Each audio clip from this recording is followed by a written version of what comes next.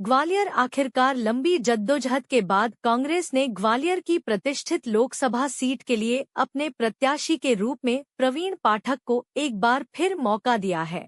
इससे पहले प्रवीण पाठक ग्वालियर दक्षिण विधानसभा चुनाव हार चुके हैं।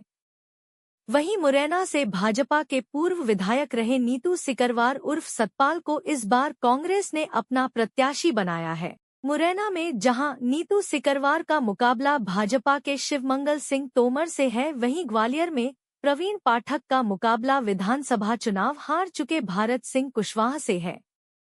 दोनों ही सीटें कांग्रेस और बीजेपी के लिए प्रतिष्ठा का प्रश्न बनी हुई है।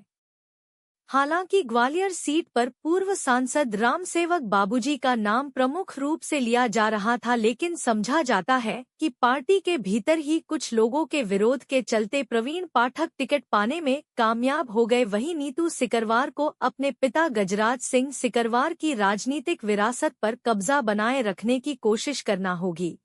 कांग्रेस के दोनों प्रत्याशी ने जीत के किए दावे।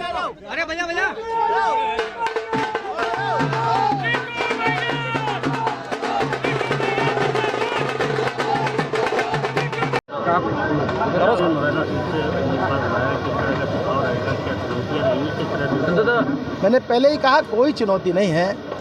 ये चुनाव जनता लड़ने वाली है। कांग्रेस का एक एक कार्यकर्ता चुनाव लड़ने वाला है।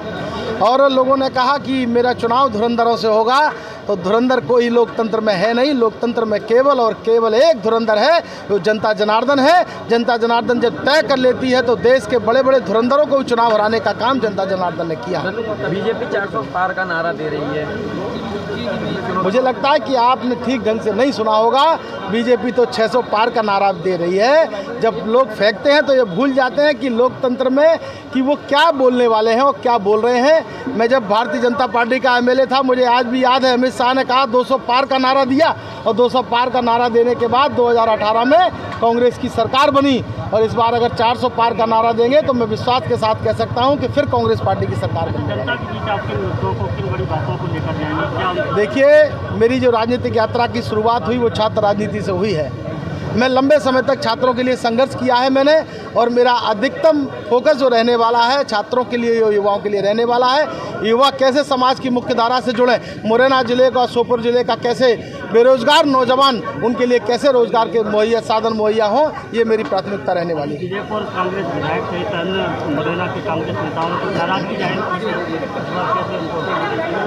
मुझे आपके माध्यम से मालूम पड़ रहा है किसकी नाराजगी क्या है। राम निवास जी मेरे पिता तुल्य हैं। मैंने जीवन भर उन्हें चाचा जी कहकर संबोधित किया है, और उन्होंने, मैं तो मुरैना जिले का रहने वाला हूं, वहीं से जिला पंचायत अध्यक्ष रहा, वहीं से विधायक रहा, तो मुझे लगता है ये बात मेरे तारतम्य में नहीं, अन्य लोगों के तारतम्य में कही होगी। और मैं राम निवास जी का सम्मान करता हूं। राम निवास जी की ताकत पर हम विजयपुर जीतेंगे, ये श्योपुर जीतेंगे, और पूरा मुरैना जिला जीतेंगे।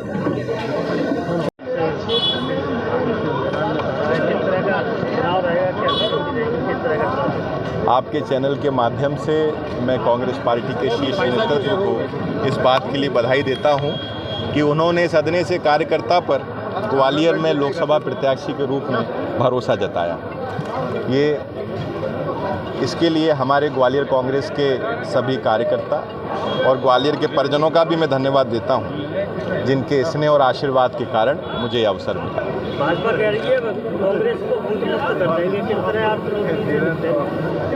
ये भाजपा जिसका चाल चरित्र और चेहरा अलग है, जिसने कहा था कि 2 करोड़ रोजगार देंगे, जिसने कहा था कि 15 लाख रुपए खाते में आएंगे, यदि आपके खाते में 15 लाख रुपए आ गए होंगे तो ये हमको बूथ मुक्त भी कर देंगे।